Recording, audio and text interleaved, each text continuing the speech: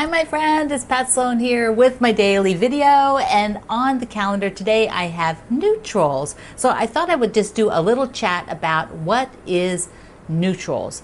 How can you sort of think about those that type of fabric line, how you would put it into things. I have a quilt I'm going to show you from a book, a collaboration book I was in, and I'm going to show you another book that is one of my favorites for learning about using scraps.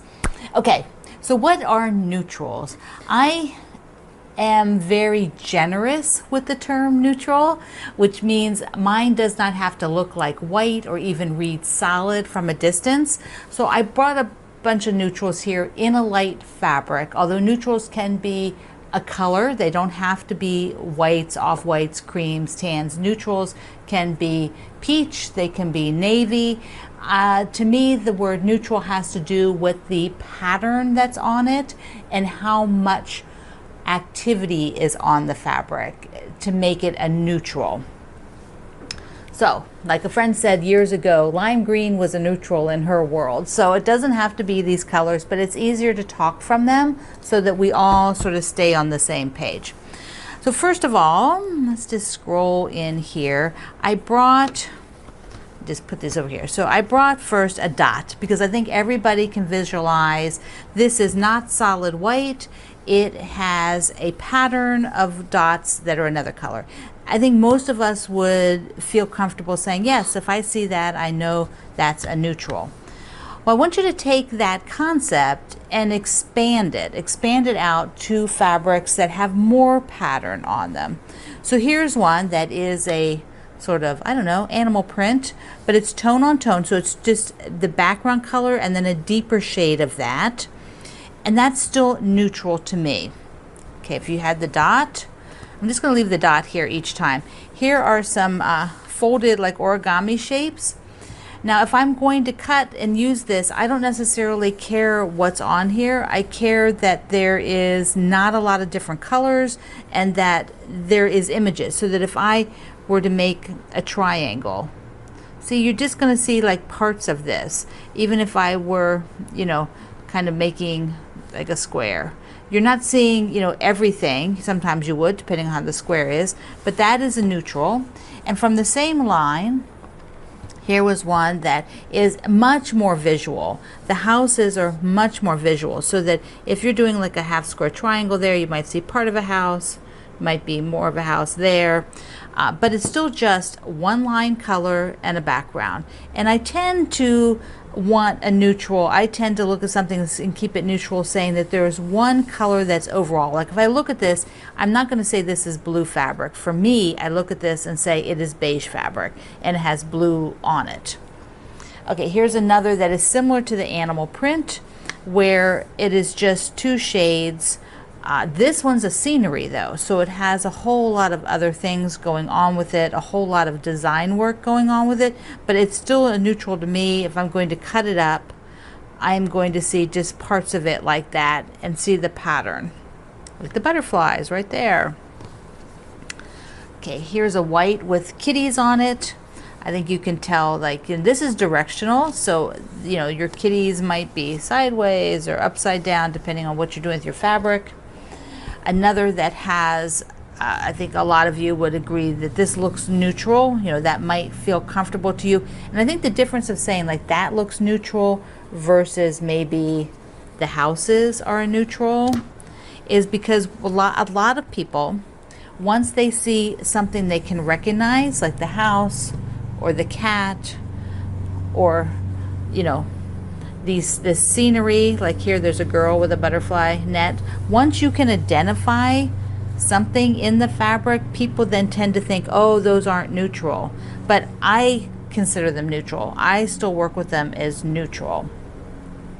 And then the last one I'm going to show you that I still think of as neutral is this piece, which has a lot of different colors on it, but it still reads white to me. Like I store this with all of these. I don't store it with navy and I don't store it with red or pink because as I get, I'm going to pull this up now.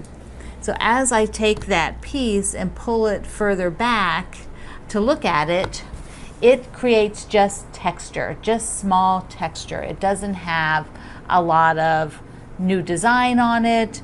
It doesn't have something that sticks out, like it's not a great big floral. So this still reads very neutral to me, and that's how I use it. So if you have been sort of stuck in or have not expanded, maybe that'd be a better way to say it. If you have not expanded past something like this or this reading as a neutral, why don't you go through your fabrics and look for pieces that might be like the kitty or the houses or even this print, and pull them out and look at them as a neutral. Now the other thing that I want to show you is a quilt that I did for a collaboration book, which I used a lot of neutrals. And then I'll talk about, you know, what's on the wall behind me too, because of course that has lots of neutrals. So this quilt, it was done for, here, let me just show you the book first. This quilt was done for my friend's book called Quilting the New Classics. And Michelle Muska has been a friend for a very long time. She right now works with Oliso Irons. She has worked with many, many different companies in the industry. And she had an idea of taking classic designs like a log cabin, a bear paw, a Dresden plate, and then asking two designers to create something. One that would look more traditional, and then one that would look very modern, taking a super modern take on it. Plus she has a little bit of history about each of these designs in the book. So first let me show you my quilt, and then I'll show you a few sections of that book. So I did the log cabin and I did traditional, and I used lots of neutrals for both the light and the dark, so that on my log cabin the centers are all sort of tone on tone reds or chocolate browns, and the same for the logs. Then there's some black in the red in logs, and then in all the cream colored logs they are neutrals that have print, you know, so they're not reading solid. A lot of them I got prints with some red in it because I was doing red for the log cabin. So whoops, so here let me just show you up close so you can see what some of that is. Let me show you the back because I particularly love this back. I had enough of this plaid to do two sides, and then I used the stripe down the middle with some extra blocks in it. Now I want to show you in the book what my partner did in the modern, which is Jackie Garrick, and she is an extremely modern quilter.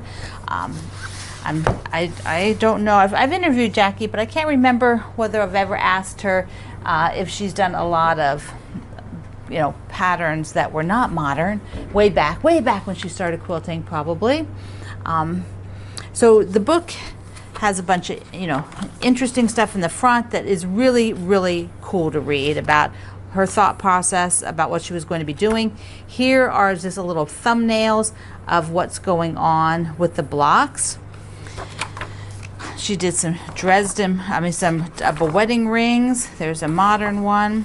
Let me get back a second here past this. So I want to show you. Okay, we'll start here. So here was how she did the Dresden plates. You can see a little sneak peek. This was a contemporary, a modern one. This was the traditional one by Amy Smart. And then she has, and here was the modern one. And this was by Marcia Warren Elmer.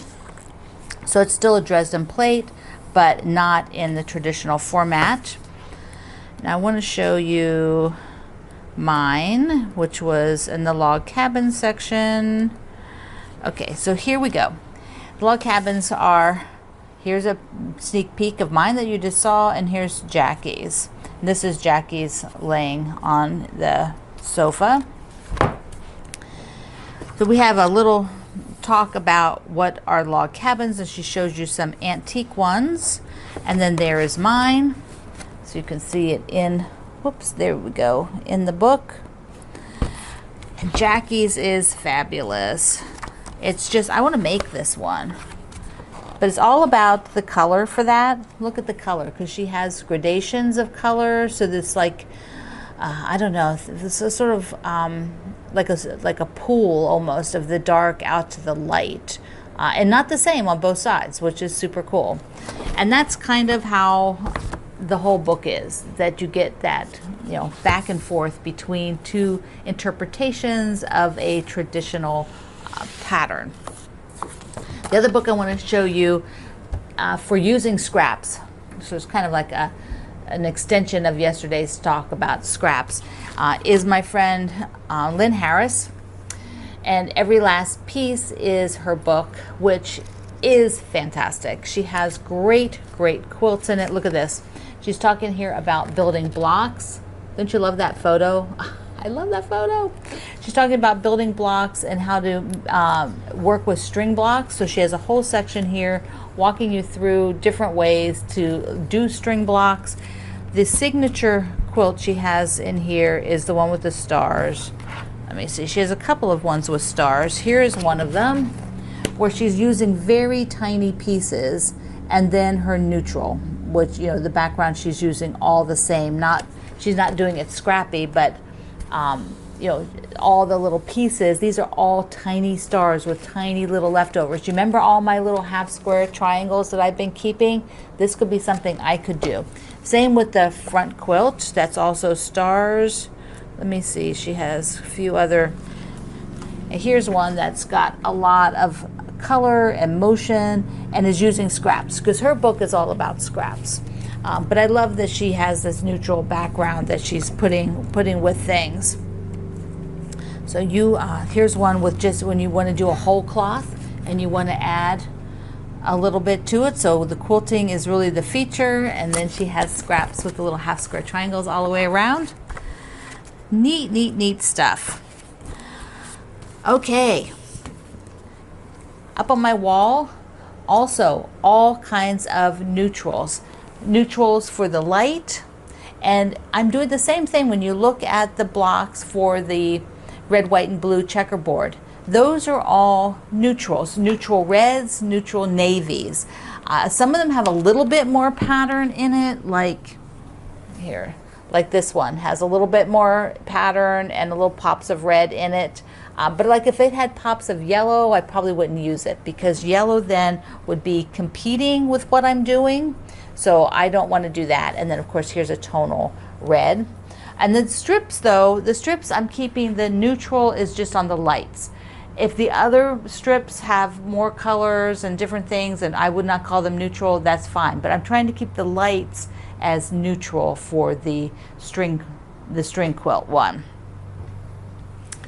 All right, that's how I've been thinking about things for neutrals. And what I'd love to do is, if you have a neutral quilt today, if you would share it, a quilt with neutrals. It can be something like my log cabin, or it could be something with a whole lot of neutrals and only a little bit of color, the other color, like a whole lot of light fabrics. I would love to see it. So you're going to share that today over on my community, Quilt Along with Pat Sloan. So I love you. Mwah. See you online.